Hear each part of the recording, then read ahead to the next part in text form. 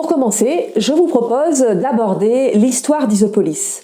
Qu'est-ce qui nous a amené à ce jour à embarquer dans la phase gamma? S'il y a une phase gamma, c'est qu'il y a bien eu une phase alpha-bêta et il y a même eu une phase pré-alpha. Et donc, c'est important pour nous de vous partager déjà l'idée, le fait que Isopolis est né à la base d'une démarche spirituelle. Quand je dis spirituelle, ce n'est pas ésotérique ou mystique, c'est vraiment, je relie le spirituel à la quête de sens et à l'importance d'élever sa conscience. Donc Isopolis est né avant tout de ce besoin de quête de sens et d'élévation de conscience pour être en capacité de relever les défis qui sont les nôtres aujourd'hui. Voilà, premièrement. Ensuite, pour illustrer l'histoire de l'aventure humaine qui a démarré en 2015, je vais vous citer, je vais reprendre en fait les propos d'Idriss Aberkane, neuroergonome, que certains connaissent déjà pour sa capacité en fait à propulser une économie de la connaissance. Et Idriss Aberkane parle de la loi de Schopenhauer qui dit que toute révolution passe nécessairement par 3 grandes étapes. La première, c'est ridicule. La deuxième, c'est dangereux, pour arriver sur le c'est évident. Et évidemment, en 2015, le contexte local comme planétaire était plutôt orienté dans sa masse critique, dans sa majorité, sur le c'est ridicule. Et donc pour vous illustrer un peu ce chemin, donc comment on part du c'est ridicule à c'est évident, enfin c'est presque évident, on n'est pas encore assez évident, ça sera j'espère dans la phase delta, la phase à suivre, dans la prochaine mission, qu'on arrivera à amener le territoire dans cette conscience du c'est évident, mais actuellement on est encore à devoir faire la preuve d'intérêt. Donc ce que je vous propose maintenant, c'est de voyager avec moi en arrière, en rétrospective, à travers les éléments clés qui ont consolidé Isopolis. Alors tout d'abord, Isopolis a démarré en 2015 par la mise en commun, la mutualisation de ce qu'on a appelé les faiseurs de changement, des gens qui étaient déjà conscients qu'on ne pouvait pas continuer comme avant et qu'il fallait nécessairement apporter des modifications, des transformations majeures au cœur de notre société. Sauf que ces personnes, ces faiseurs de changement, étaient esselés et essayaient un peu pot de fer contre pot de verre. Je ne suis pas très douée en métaphore. Le pot de verre contre le pot de fer, ça doit être ça. J'espère. Vous m'avez comprise.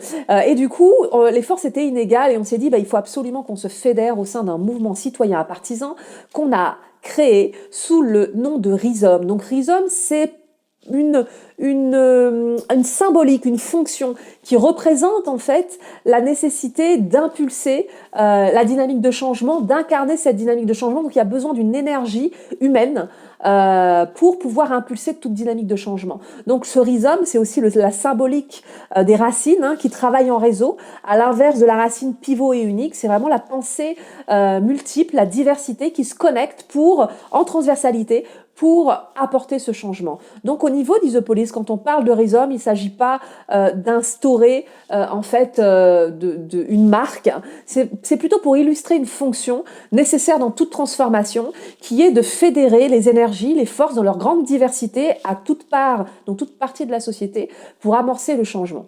Et donc ça, c'est Rhizome. Donc Rhizome qui veut dire un réseau d'innovation sociétale ouverte, mutualisée. Donc je reviendrai là-dessus sur l'acronyme ISO qui veut dire innovation sociétale ouverte et qui est le fil conducteur de l'ensemble du projet.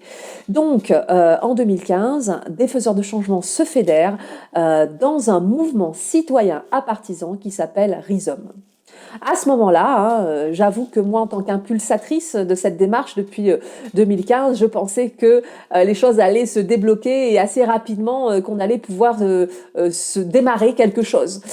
Et du coup, j'ai fait signer une première manifestation d'intérêt à cette époque pour pouvoir commencer en fait à présenter le projet à l'ensemble des acteurs clés du territoire, qu'ils soient influents, qu'ils soient sur le terrain et très engagés, enfin qu'importe ces personnes, mais qui étaient à mon sens, capable de mesurer l'importance du projet. Là, c'est engagé en fait une série de plus de 600 présentations, rencontres, hein, beaucoup en individuel, pour pouvoir exposer le projet, recueillir des feedbacks et faire en sorte qu'au fil des présentations, eh bien, je puisse intégrer les objections des uns et des autres de manière à ce qu'il n'y en ait plus et que le projet puisse être le plus fluide et puisse être représentatif en fait de ce que le territoire a besoin.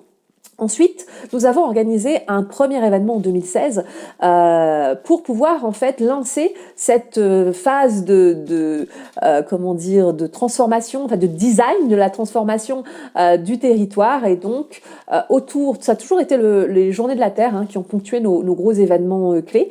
Et là, on a réuni en fait une cinquantaine de faiseurs de changement pour pouvoir faire un Zambrocal économie, nature et culture, où on a identifié, travaillé sur des méthodes collaboratives, à écrire des scénarios, et on a lancé la première impulsion de réunion des faiseurs de changement au sein de Rhizome.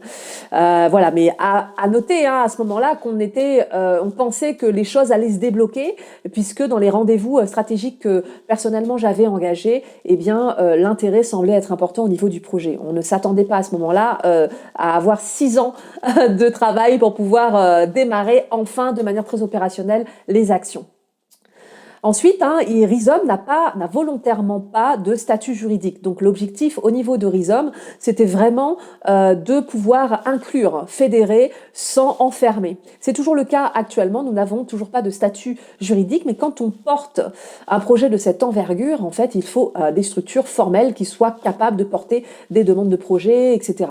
Et là, on a créé en fait une association qui s'appelle ISOLIFE, et ISOLIFE avait pour objectif de créer ce chaînon manquant entre science et société pour démocratiser en fait la connaissance utile au pilotage du territoire, utile à la transformation sociétale. Et donc l'association a été créée en 2016 et a été le premier véhicule sur lequel Rhizome s'est reposé pour porter Isopolis. Donc assez rapidement, en fait, nous étions dans la crise requin. Je ne sais pas si vous vous en rappelez, mais c'était quand même assez violent, pour dire, hein, dans la résultante, hein, que constituait l'attaque des requins dans le lagon, hein, qui dénote en fait d'un déséquilibre majeur au niveau écologique. Eh bien, la recherche a été prise pour cible à ce moment-là, et nous avons organisé une marche pour les sciences en même temps que 400 villes. En simultané à l'échelle mondiale. À noter qu'à cette époque, hein, le président Trump était aussi un grand promoteur de l'inutilité de la science, de l'obscurantisme, en tout cas. Et nous, on pense et on est toujours convaincus que, certes, au niveau de la posture scientifique, la science doit redescendre au niveau du sol, comme dirait Yannick Noah, pour s'adosser à la société dans une posture humble et ouverte, d'engagement citoyen, de sciences participatives, etc., pour pouvoir aider la société à résoudre ces défis. Mais pour nous, la science et la connaissance restent quelque chose d'important en situation de crise et même de prioritaire pour nous aider, pour aider le territoire à assurer sa transformation.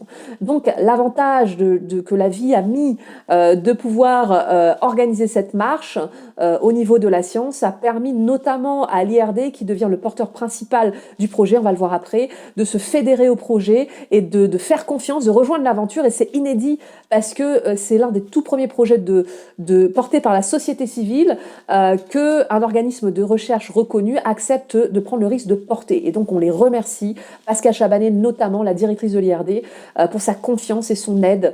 Et du coup, on continue l'aventure. À ce moment-là, l'IRD fait tilt et se dit on va rejoindre la démarche.